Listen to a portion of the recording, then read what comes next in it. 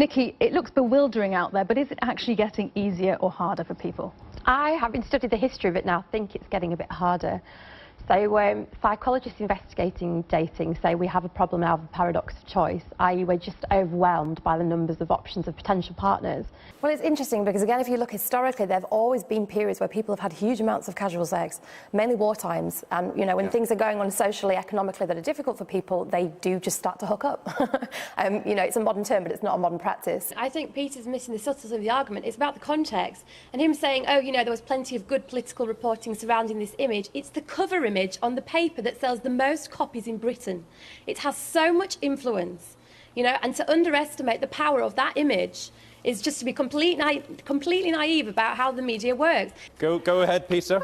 Are you joking? Well, where's the comparison, Peter? Give me the competing story. We're going round in circles here, but the point is, women's bodies are routinely objectified, criticised. You know, the Daily Mail runs the sidebar of shame, which is basically all about making people feel rubbish about their appearance. Peter, Nichi you know, has that makes it so much money. It's so significant to its operation. Girls and boy jobs. Is there ever an appropriate demarcation? No, I don't think there is in 2017. I think what Theresa May was doing was pointing out to the fact that, unfortunately, we do still gender divide most jobs. We know from the Office of National Statistics that women do 40% more housework than men, and from two leading Oxford University researchers that over a course of 50 years, women have averaged about 76 minutes extra per day housework. Couples, Kay, are perfectly capable of dividing up their household chores without being told by relentlessly whiny feminists such as Nichi what to do. Where's your evidence, Mike? What are your statistics? Where are your numbers? Oh, dear God. On how many hours more men work a week than women? Where are the numbers? There are government statistics, a huge amount. This is just surreal, quite frankly. Yeah, very surreal. It's very surreal that you can't have evidence to back up your arguments right now. That's what's surreal. There is no problem here. And when there's no problem, there's no need for a solution. There you go, Nichi. No, I'd say there's a massive problem.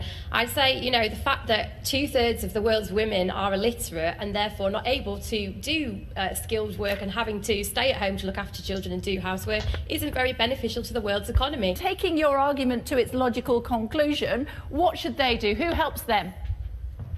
Well, clearly men should come in and do all their housework. OK, thanks. Nichi, what do you think? Yeah, well, I was just about to say, when I was a professional dominatrix, men used to pay me to clean my house, and I thought that was quite a good solution too. I think that's a great place to end this interview, don't you?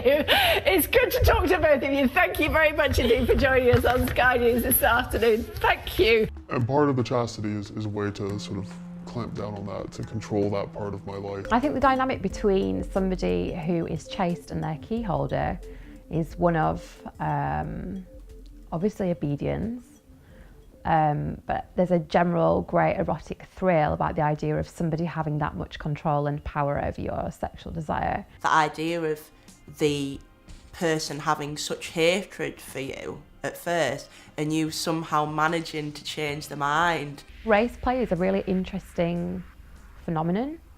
I think for lots of people it's a way of reclaiming the degradation that was done to them. There's definitely an element of taking the power back by inhabiting the stereotype. Fantasising about playing with power is not harmful in the slightest because desire is amoral. You can't help what you fantasise about. You can help what you act upon.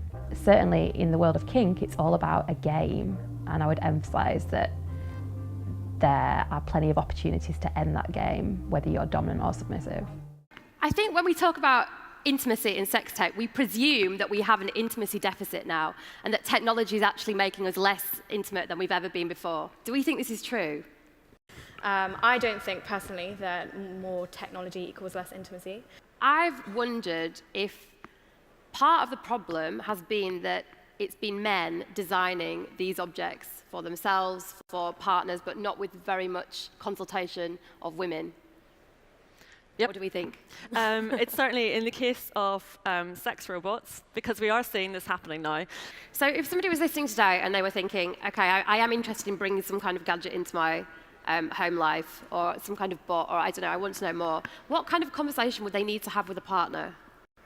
to bring that in? Well, have a conversation. That's the first thing, right? Okay. I think because we live in a world where sex is still such a taboo, there's so much to be said for just having that conversation to begin with. So what we don't want to do with sex bots is find ourselves 20, 30 years down the line having not addressed the issue of women remaking the technology to suit them. We need to let women remake it now. Or indeed a women's place in society.